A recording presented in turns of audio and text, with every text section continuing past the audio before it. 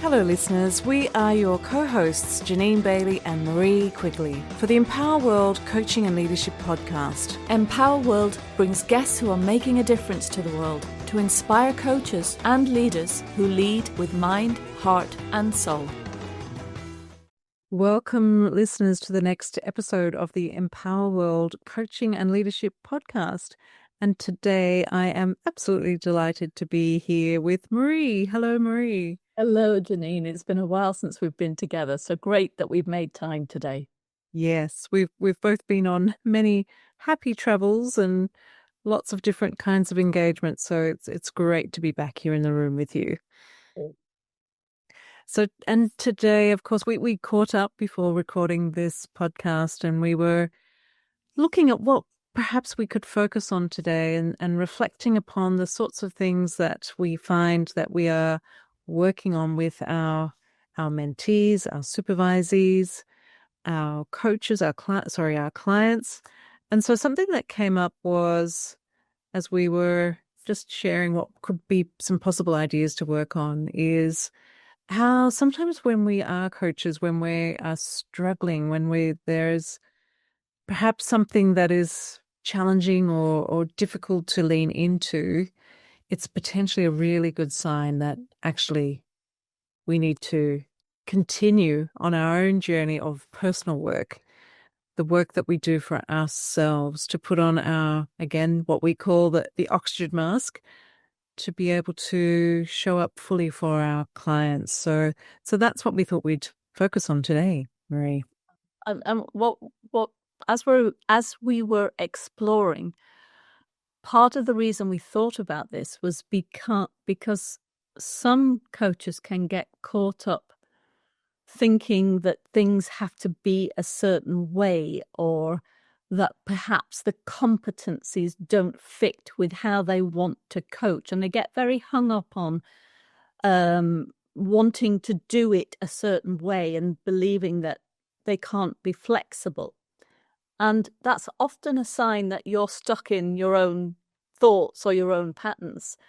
One of the key things about great leadership is that the more flexible we are, the more we can lead in different ways. Of course, we don't want to bend over backwards all the time. We might have a philosophy that we want to adhere to, but there's great wisdom in being open-minded enough to be curious. If there are these coaching competencies, well, why are they there? How can they have been created so that coaches who coach at MCC level, for example, are flexible, are dancing in the moment, are being brave and courageous in their work? How can an MCC do that and still align with the competencies if we aren't able to move and dance and think in a different way?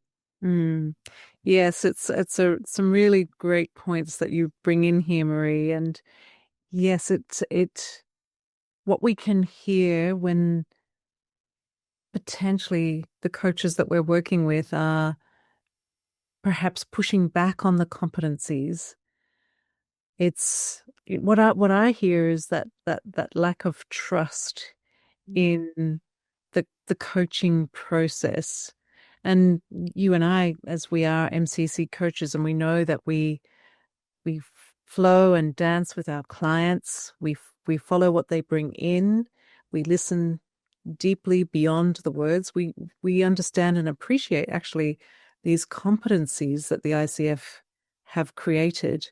When we really embody them, they are so powerful. So we know that. So when we're working with the coaches who are pushing back, we, as you shared, Marie, we can hear the beliefs that are getting in the way of leaning into and exploring what those competencies really mean. That's what came up for me as you shared, Marie. Yeah, I hear that. And I think, we do want to challenge things. Our job is to see things from different perspectives as coaches. That's what we help our clients to do. So this isn't about taking any competency. And it's interesting that the competencies of all of the major bodies, ICF, EMCC, and AC, are really heavily aligned together. if you look at the wording, they're very similar wording.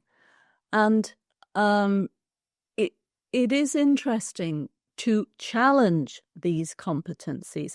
But the way I look at it is, how can I bring these competencies alive in my work, in the way I turn up to my coaching?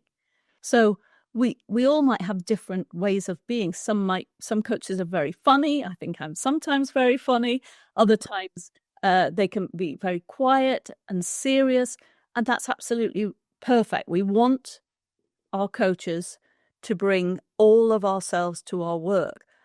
And how can we bring our unique sense of self and still align with something that actually keeps us in the role of a coach, stops us moving perhaps from into therapy or consulting or advising, and leaves the power with a client to do their own thinking? There's a lot of cogs at play. That's what's coming up to me. Lots of cogs at play that we've got to kind of move with as we dance with this work. Yes, absolutely. It's as the experts say, it's an art and science as to what we do as coaches. So there is a structure, there is a light structure that we utilize as coaches to support our clients to navigate through their challenge and their opportunity. And so it is, I believe, about experimenting, being open, being prepared to try new things on, and also to be authentic too. So potentially trying those different ways of being and doing as a coach is still authentically aligned with yourself, but it is perhaps being open to, maybe it doesn't have to be that black and white. Maybe there's some other colors in here where I can bring those other colors that are within me into the coaching process. So it's just being more aware about, am I resisting or am I prepared to experiment to support myself to embody those competencies, which these various different bodies, as you say, Marie, they are very similar. The EMCC, AOC, ICF, etc. They recognize very similarly how we can coach our clients in a masterful way, and let our client lead, let them be authentic and vulnerable and courageous and all of those things in support of what it is they want to get out of the session. So yeah, leaning in to what's possible. Yeah, when you're talking about that resistor, Jeanine, what comes to mind, it might be old, it might be out of date now, but it reminds me of Judith Glazier's model, where she talks about moving from resistor to experimenter. And if we're in a resistor mode, we can't see much further than the front of our nose. So we will think that the competencies mean we have to tick a box. But actually, the competencies, from my perspective, the way I've grown as a coach is I've really started to attune, or many years ago, started to attune to what's happening to me, to my emotions, to my body responses, to my cognitive responses, how my body wants to move or run away or stay. So the more we pay attention to how we are responding to something, there's some wonderful lessons in there to teach us about who we are being as coaches. And of course, who we are being as coaches is how we will come to the coaching session. So if we are in resistor mode, thinking, oh, this isn't working for me, that will come across in how we coach. There'll be almost a staccato rhythm to your questioning. There might be a pushing or a shoving of the client because you're thinking about the competencies and how to fit them in. There could be a leading because you're kind of resisting some of this flexibility that I think the competencies offer. So you'll see them, this resistance, in the patterns of your coaching. And I think that's why it's so useful for me, I'm guessing for you too, Jeanine, is to get your work listened to bring a mentor in so that you can send your recordings to think, how am I doing here and where are my gaps? And then also bring your cases to supervision so that you can talk through who you are being in the work. Yes, absolutely. It's so important that and it's certainly part of the ICF core competencies, competency two, to continue to develop and go on that consistent, continuous journey of reflection and growth and support, to be able to go on that journey of expanding awareness, mastery, incorporating, what we do even more masterfully. There's always something to learn. And there was something that I meant to share a little bit earlier, but it's about that authenticity piece. So those core competencies, they really do allow us to be authentic. It's as you shared earlier, some coaches think it's a tick box exercise, but actually those competencies, when we really do embrace and embody them fully and completely, it allows us to be our unique, authentic self. Because if we were all the same, that could be interesting, but we're not. And we will all attract our own unique clients to ourselves. So it's not a competition. It's really about finding our tribe, our people, or the coach that works for us, that's going to bring out our ability to develop ourselves in a place of trust, safety, stretch, whatever it may be. So that's what came up for me as you shared, Marie. Yeah, beautifully said, Jeanine. And I'm thinking of a coach that I work with who was really focused on moving to solutions. So they were great at competency 8, facilitating growth and moving forward. And what happened was in every coaching session, they stood up and they were really near the screen. And I reflected back, gosh, you stand up in every session. They said, well, yeah, it's about action. It's about moving forward. And I said, I wonder what it would be like if you sat down. And that allowed a very different energy to come in so that they could kind of relax a little bit in this. And then they were able to focus on their own presence, deepen their presence. They let go of the belief that I have to get the client somewhere, so I have to be in action mode before the coaching starts. And already, so it was the shift in the coach that allowed this deeper conversation to happen with the client. And because of that, then the goal became more powerful. The depth of the conversation was more beautiful. And then the outcomes were even more profound. So it was so interesting to see that shift. Yes, how beautiful, how beautiful. And you touched on something earlier about also the, listening to ourselves and listening to our responses to what our clients are sharing. And so, and I know that this is something that we teach our participants that go through our programs, to come into that presence, build that awareness about our own responses. Because when we are in trust and rapport with our clients, when we're truly present, we're reflections of one another. So we will potentially be experiencing what our client is experiencing, or vice versa. So using ourselves as an instrument is so incredibly powerful.